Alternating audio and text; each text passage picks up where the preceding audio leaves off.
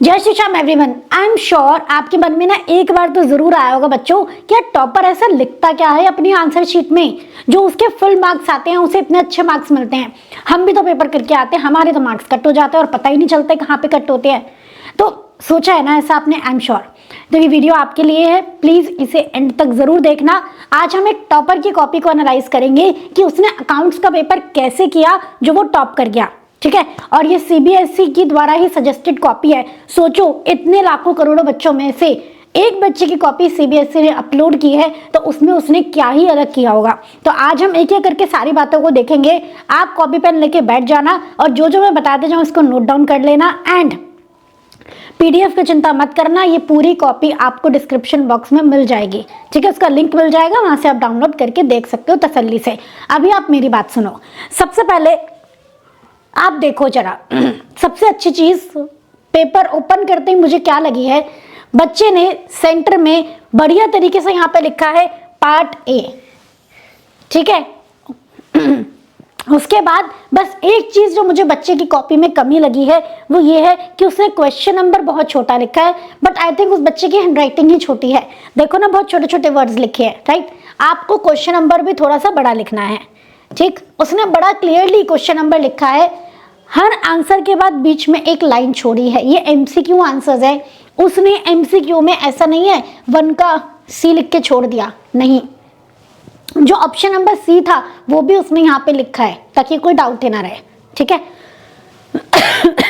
देखो, तो सबसे अच्छी बात, पहला point to be noted, MCQ लिखोगे टाइम है तो एमसीक्यू का आंसर भी लिखो, है ना। तो टॉपर ऐसा करते हैं, तभी उनके अच्छे मार्क्स आए हैं और तभी सीबीएसई ने इतने बच्चों में से इस बच्चे की कॉपी अपनी वेबसाइट पे लगाई है। दूसरी चीज, तो पहला तो ये तो समझ में आ गया हमें कि बच्चे ने एमसीक्यू में खाली ऑप्शन नहीं लिखा, ऑप्शन के साथ आंसर भी लिखा है। दूसरी बार, हर क्वेश्चन के बाद बीच में प्रॉपर लाइन छोड़ी है ताकि हर क्वेश्चन क्लियरली दिखाई दे जो पेपर चेकर है उसको। ऐसा ना हो कि घिचपिच कर दे और कोई क्वेश्चन मिस हो जाए। तो बच्चे ने ये पूरा अवॉइड किया है। तीसरी मुझे चीज जो बच्चे की अच्छी लगी है, पूरे पेपर में उसने ऐसा ही किया है। अगर बाय चांस कहीं पे कोई कटिंग है तो बच्चे ने उसे बड़ा नीटली एक लाइन से क्रॉस करके उस चीज को दोबारा अलग से साफ साफ शब्दों में लिख दिया है। बच्चे ने वहां पे खिचड़ी नहीं पकाई, ऐसा नहीं किया कि इसको कट करके यहीं पे ऊपर 63,000 लिख रहा है, नहीं। उसने इसे कट किया और बड़ी सफाई से नीटली साइड में लिख दिया। हैंडराइटिंग कोई बहुत अच्छी नहीं है, आप देखो बच्चे की हैंडराइटिंग कोई बहुत अच्छी नहीं है, पर सब समझ में आ रहा है, नीट है, ठीक है। तो आपको ऐसे ही लिखना है, राइट। आगे चलते हैं। यहाँ पे आ जाओ आप। डिस्क्रिप्टिव पेपर पूरा जो सॉल्व तो एमसीक्यू था, चलो यहाँ सॉल्व करने वाले पेपर को देखो आप। बच्चे ने नीटली अपने फॉर्मेट बनाया है। सोचो उसने कितनी प्रैक्टिस की होगी। तो आज के इस पेपर को देख के आपको चीज़ों के फॉर्मेट का आइडिया भी लग जाएगा कि कैसे आपको पेपर में फॉर्मेट बनाने हैं ताकि वो अच्छा दिखे, क्लियर दिखे, नीट दिखे। अच्छा दिखने का भी मतलब क्या है कि सामने वाले को, एग्जामिनर को दिख जाए कि हमने ऐसा किया है। और नीटली प्रेजेंटेशन होगा तो एग्जामिनर को क्लियरली आपके शब्द दिखेंगे तो वो बढ़िया से नंबर दे पाएगा, है ना। देखो, that particular amount rupees, that particular rupees, बच्चे ने कितना क्लियरली लिखा है। टू और बाय का प्रॉपर यूज किया है, फॉर्मेट में बनाया है चीजों को क्लियरली। देखो आप, ठीक है, टोटलिंग करी है बिल्कुल क्लियरली। और सबसे अच्छी बात, वर्किंग नोट में कुछ ज्यादा खिचपिच नहीं की है, शॉर्ट में वर्किंग नोट बनाए हैं, टू द पॉइंट उसने वर्किंग नोट बनाए हैं। क्वेश्चन नंबर 24 बी यहाँ पे स्टार्ट हो रहा है, आरती भारती गायत्री। तो गुडविल कैलकुलेट करनी है, इस रेशियो में डिवाइड हो जाएगी, एटसेट्रा एटसेट्रा। उसने बड़े नीटली बीच में स्पेस छोड़ छोड़ के कैलकुलेशन करके दिखाई है। Revaluation account, provision for doubtful debt machinery, मतलब मैं दिखा रही हूँ आपको कि फॉर्मेट कितना नीट बनाया है उसने। पार्टनर्स कैपिटल अकाउंट, जो आप सोचते हो कि मैडम उसमें तो इतनी खिचड़ी पक जाती है, अगर आप स्केल से प्रॉपर फॉर्मेट ड्रॉ करोगे थोड़ा सा समय लगेगा पर आउटपुट ये आएगा। तो ये पेपर मैं चाहूंगी सब बच्चे डाउनलोड करें। इससे फायदा ये होगा कि आपको फॉर्मेट्स को लेके क्लैरिटी आएगी कि किस चीज का फॉर्मेट किस तरीके से बनाया जाता है, ठीक है।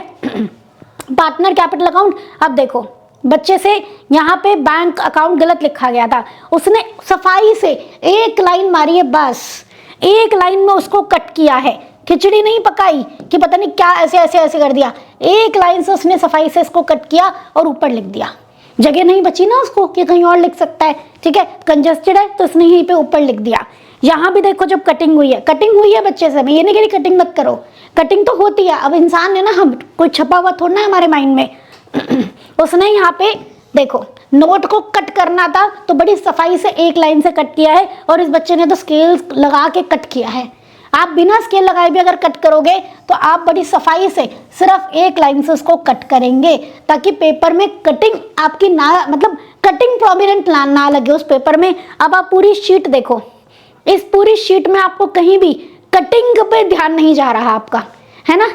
ये देखो सबसे अच्छी बात, फॉर्मेट्स नीट है, बीच में अप्रोप्रिएट स्पेस छोड़ी हुई है, working note short to the point, crisp सारी बातें बताई हुई हैं। कोई अगर कटिंग करनी भी है तो नीट तरीके से बच्चे ने कटिंग की है। तो सबसे अच्छी बात यह है कि बच्चे ने फॉर्मेट पूरे बनाए हैं, ठीक है। आगे देखो, यहाँ पे देखो क्वेश्चन नंबर 3 का ए पार्ट वर्किंग नोट बनाना था, शेयर्स का क्वेश्चन है। आप देखो एक चीज और मैं बताऊंगी शेयर्स के क्वेश्चन को लेके। वर्किंग नोट बड़े क्लियर ही है, 40,000 शेयर्स, 100 रुपए का एक है, 50 रुपए प्रीमियम है, 39,000 को फुल अलॉटमेंट कर दी है, एटसेट्रा एटसेट्रा, सारी बातें क्लियरली लिखी हैं। प्रीमियम का ऐसा ऐसा डिवीजन है, सब कुछ लिख दिया है। और 4500 का ड्यू था, फॉरफिट हो गई, ये सारा उसने अपने लिए लिख दिया है, ठीक है। ये वर्किंग नोट का भी काम कर जाएगा। अगली इंपॉर्टेंट चीज जो मैं आपका ध्यान दिलवाना चाहूंगी वो है नरेशन। नरेशन लिखनी इंपॉर्टेंट है, पर बच्चे ने टू द पॉइंट नरेशन लिखी है, शॉर्ट में नरेशन लिखी है। तो आपको भी क्या करना है, अपना समय बचाना है, क्योंकि नरेशन ज्यादा लेंथी लिखने पे आपको एक्स्ट्रा मार्क्स नहीं मिलेंगे। नरेशन बस होना चाहिए, उसके मार्क्स नहीं होते, नहीं लिखोगे तो कट हो जाएंगे। बच्चे ने नरेशन लिखी है, शॉर्ट टू द पॉइंट बस बात लिखी है। आप देख पा रहे हो तो बस being application money received, being application money transferred, being due amount on first call, being amount due on first call, ठीक है। तो बच्चे ने इतना शॉर्ट क्रिस्प लिखा है कि एग्जामिनर को भी एक सेकंड में पता लग रहा है कौन सी एंट्री है, और उसका भी टाइम सेव हुआ होगा। उसे लेंदी लेंदी 2-2 3-3 लाइन के नरेशन नहीं लिखी है, मैंने देखा है बच्चे 2-2 लाइन के नरेशन लिख रहे होते, नहीं, उसने शॉर्ट टू द पॉइंट 4-5 शब्दों में अपनी पूरी नरेशन बता दी है। एक चीज और मैं इस बच्चे के पेपर में आपको ध्यान दिलाना चाहूंगी, आप अभी की हैंडराइटिंग देखो और आप लास्ट तक की हैंडराइटिंग देखो। ऐसा नहीं उसने बहुत ही सुंदर लिखा है, बस साफ लिखा है, और लास्ट तक यही हैंडराइटिंग मेंटेन की है ना। आइए देखिए, सारी नरेशन उसने शॉर्ट टू द पॉइंट लिखी है, राइट। और एक चीज और, जर्नल एंट्री का टोटल आप कहते हो मैम जरूरी है क्या करना, नहीं, टोटल मत करना, टोटल करने में वहां पे टाइम नहीं लगाना है, जर्नल एंट्री का टोटल आपको नहीं करना है। आइए, वर्किंग नोट क्लियरली यहाँ पे बनाया हुआ है। आगे वर्किंग नोट पे हेडिंग दिया वर्किंग नोट, ताकि दिख जाए भैया पेपर चेकर देखो ये रहा वर्किंग नोट। कटिंग अगर हुई है अमाउंट में तो कटिंग को बहुत ज्यादा प्रोमिनेंट नहीं किया है, एक लाइन से कट करके अमाउंट को अलग से लिख दिया है, ठीक है। बस यही करना है आपको। टू और बाय का इस्तेमाल होता रहा है, नरेशन शॉर्ट में लिखी है, वर्किंग नोट क्लियरली लिखे हैं, अमाउंट क्लियर लिखा है। इतना अच्छा से क्लैरिटी से पेपर तभी हो पाएगा जब आप पेपर पहले सॉल्व करोगे। तो आप 2025 का पेपर उठाना, खुद से सॉल्व करना, एक बार ये पेपर डाउनलोड करके इसको पढ़ लेना। फिर आप देखो न्यू कैपिटल उसने निकाली है, तो न्यू कैपिटल जो निकली उसने यहाँ पे हाईलाइट करके दिखा दी। तो वर्किंग नोट में अगर कुछ भी ऐसा है जो कैलकुलेट करना था आपको आगे काम आएगा, वो यहाँ हाईलाइट करके दिखा दो। बच्चे ने हाईलाइट करके दिखा दिया, ठीक है। अगेन जो मेन बात मुझे इसकी अच्छी लगी है कि बच्चे ने अपना समय भी बचाया है, टाइम भी बचाया है, ठीक है, शॉर्ट में एकदम नरेशन लिख के। बस एक कमी मुझे बच्चे के ना पेपर में लगी है कि कहीं कहीं बच्चे ने ना यार लास्ट में से नया क्वेश्चन स्टार्ट कर दिया। आपको ये सजेस्टेड है कि नया क्वेश्चन नए पेज से ही स्टार्ट करें, बस ये मुझे एक छोटी सी कमी लगी। हालांकि जब बच्चा टॉपर है, बाकी सारा पेपर इतना अच्छा किया है, आप देखो ना बीच में प्रॉपर स्पेस छोड़ी है, गुडविल कैलकुलेट करी है, सुपर प्रॉफिट कैलकुलेट किया है। एक चीज और आप देख रहे हो, हर चीज का उसने फॉर्मूला जरूर लिखा है, ताकि बाय चांस अगर गलत भी हो जाए हमारी अमाउंट तो हमें फॉर्मूले के मार्क्स मिल जाएं। तो आपने अभी तक क्या क्या बातें नोटिस की, अगर मैं आपसे बोलूं इसको नोट डाउन करने के लिए, तो बच्चे ने फॉर्मूले सारे लिखे हैं, बच्चे ने फॉर्मेट प्रॉपर बनाया है, बच्चे ने फॉर्मेट, बच्चे ने जर्नल एंट्री में नरेशन जो है बहुत क्रिस्प लिखी है, नरेशन बहुत क्रिस्प लिखी है। बच्चे ने जर्नल में टोटल नहीं किया है, टोटल नहीं किया है, आपको भी नहीं करना है, सारे फॉर्मूले लिखने हैं। बच्चे ने एमसीक्यू में ऑप्शन भी लिखा है, ऑप्शन भी लिखा है अलॉन्ग विद ऑप्शन का नंबर, ABCD के साथ उसमें क्या ऑप्शन है वो भी लिखा है। बच्चे ने अप्रोप्रिएटली वर्किंग नोट में हाइलाइट्स भी किए हैं, कोई हाईलाइट करने वाली बात है, कुछ कैलकुलेट किया आपने, रेशियो वगैरह, गुडविल वगैरह, बच्चे ने वो हाईलाइट भी किया है। तो ये सारी बातें आपको अपने पेपर में ध्यान रखनी है अगर आपको भी टॉपर जैसे अच्छे मार्क्स चाहिए तो। सिंपल एज दैट, बस, ठीक है। बच्चे ने कहीं भी शॉर्ट फॉर्म का इस्तेमाल नहीं किया है। आप ये देखो, इंटरेस्ट ऑन कैपिटल को उसने जल्दी जल्दी में IOC नहीं लिखा है, शॉर्ट फॉर्म्स इस्तेमाल नहीं करनी है, ठीक है। आप देखो एक तरीके से पूरा बच्चे ने एकदम क्लियरली लिखा हुआ है, ठीक है। चलिए ऑप्शन में अगेन ये सेकंड पार्ट का ऑप्शन आ गया। यहाँ पे भी बच्चे ने, मतलब फर्स्ट बच्चे ने उल्टा पेपर स्टार्ट किया है, ठीक है। बच्चे ने यहाँ पे देखो, पहले उसने सारे क्वेश्चंस कर लिए, फिर MCQs करके दिखाए हैं। आप देख रहे हो टिक ही टिक है, टिक ही टिक है, और हर ऑप्शन के बाद एक एक लाइन छोड़ी हुई है, तो स्पेसिंग का पूरा ध्यान रखा हुआ है बच्चे ने। रीवैल्यूएशन अकाउंट एंट्रीज करी हुई हैं, प्रॉपर नीट एंट्रीज करी हुई हैं, ताकि कुछ चेक करना है तो उसको भी दिक्कत ना हो। तो बच्चे के पेपर में कुछ बहुत अलग है क्या? टॉपर के पेपर में कुछ बहुत अलग होता है क्या? बस टॉपर अपना पेपर थोड़ा सा खुला खुला रिप्रेजेंट करते हैं ताकि एग्जामिनर को सारी बातें दिखें। ऐसा ही सेम मैंने भी पेपर किया था, जब मैं एग्जाम देती थी तब मैं भी यही कोशिश करती थी। मैं अब बोलती भी हूँ बच्चों को, हर लाइन के बाद एक लाइन छोड़ दो, हर ऑप्शन के बाद एक लाइन छोड़ा है बच्चे ने, हर लाइन के बाद देखो ना, हर लाइन के बाद एक लाइन छोड़ा है। ये मेजर हेड सब हेड का क्वेश्चन है, क्या जरूरत थी लाइन छोड़ने की? यहीं पे तो लिख सकते थे current asset, non current asset, but आप एक एक लाइन बीच में लीव करोगे तो आंसर बहुत अच्छा निकल के आता है। तो आंसर शीट देखने से आंसर कैसे लिखना चाहिए, फॉर्मेट कैसे बनाना चाहिए वो समझ में आता है। अच्छा मुझे एक बात बताओ, यहाँ मेजर हेड सब हेड वाले क्वेश्चन में क्या ये फॉर्मेट बनाने की जरूरत थी? नहीं, बना दिया तो अच्छा लग रहा है, यस, आंसर नीट दिख रहा है एकदम, ठीक है। आइए कंपैरेटिव बैलेंस शीट का फॉर्मेट देखो आप, प्रॉपर फॉर्मेट है, नोट नंबर है और आपके ईयर है, एब्सोल्यूट चेंज, परसेंटेज चेंज, एकदम नीट निकाला हुआ उसने। तो कहीं तो उसने वर्किंग नोट किया होगा ना, कहीं तो कैलकुलेशन की होगी ना, बच्चे ने लास्ट पेज पे कैलकुलेशन करी होगी। कुछ बच्चे यहीं पे ही खिचड़ी पका के कैलकुलेशन करके दिखाते हैं, नो, लास्ट पेज पे आप सारी कैलकुलेशन करो, वर्किंग नोट यहाँ दिखाओ, बट जो कटिंग वटिंग करके आप मल्टीप्लाई डिवाइड करते हो वो लास्ट पेज पे करो। रेशियो वाले क्वेश्चन में देखो, बच्चे ने सारे रेशियो के फॉर्मूले लिखे हैं।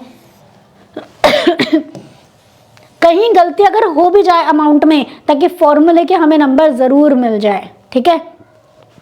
बच्चे ने रुपीस, करोड़ सब बढ़िया तरीके से लिखा है। आइए, ये तो करंट लायबिलिटी लिखा है, बच्चे ने रुपीस करोड़ भी आप देखोगे ना बड़े क्लियरली तरीके से लिखा हुआ है सारी चीजों को।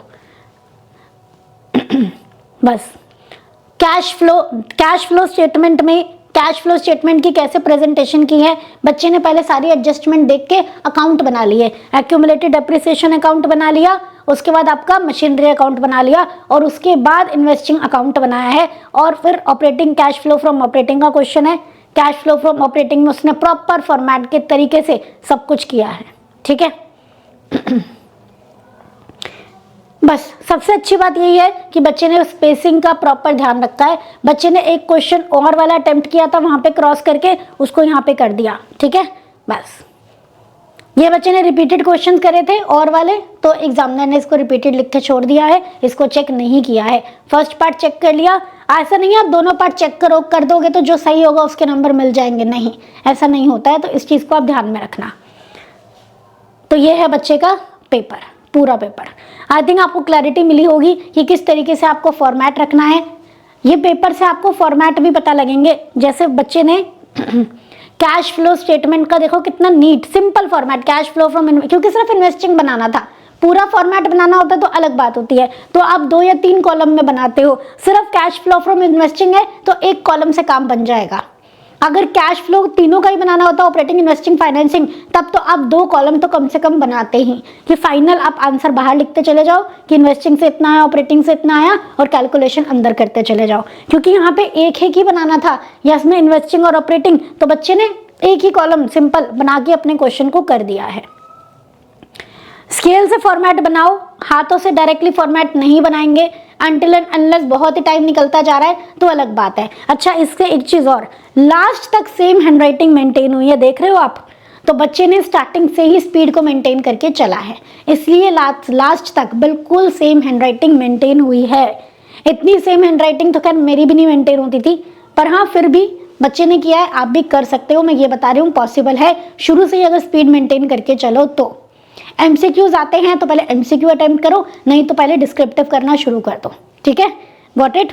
चलिए, तो आई थिंक समझ में आया होगा आपको कि आपको पेपर कैसे अटेम्प्ट करना है, किन बातों का ध्यान रखना है, पेपर प्रेजेंटेशन कैसे करनी है, टाइम को सेव कैसे करना है, नरेशन शॉर्ट में लिखो जैसे इस बच्चे ने लिखी है, कोई दिक्कत की बात नहीं है, फॉर्मूला सारे लिखो वहां पे टाइम सेविंग नहीं करना है, टाइम सेविंग नरेशन में करो, टोटलिंग नहीं करनी है आपको जर्नल एंट्रीज की, ठीक है। इनफैक्ट जैसे मान लो आप ये मशीनरी अकाउंट बना रहे हो, टाइम कम है, इसका टोटल मत करो, बस ऐसे ही सॉल्व कर लिया और जो अमाउंट आए, क्योंकि बीच वाली अमाउंट आपके फिगर्स वहां पे जाएंगी, इसके टोटल के आपको नंबर नहीं मिलेंगे, इनसे मशीनरी अकाउंट से एक्यूमुलेटेड डेप्रिसिएशन से जो अमाउंट निकला वो कैश फ्लो में जाएगा, उसके नंबर मिलेंगे ना। तो समझो टाइम को कहाँ सेव करना है, फॉर्मूला ना लिख के टाइम सेव नहीं किया जाता है, ठीक है। जिन चीजों से फर्क नहीं पड़ता है उन चीजों को आप अवॉइड कर सकते हो, समझ गए, गॉट इट।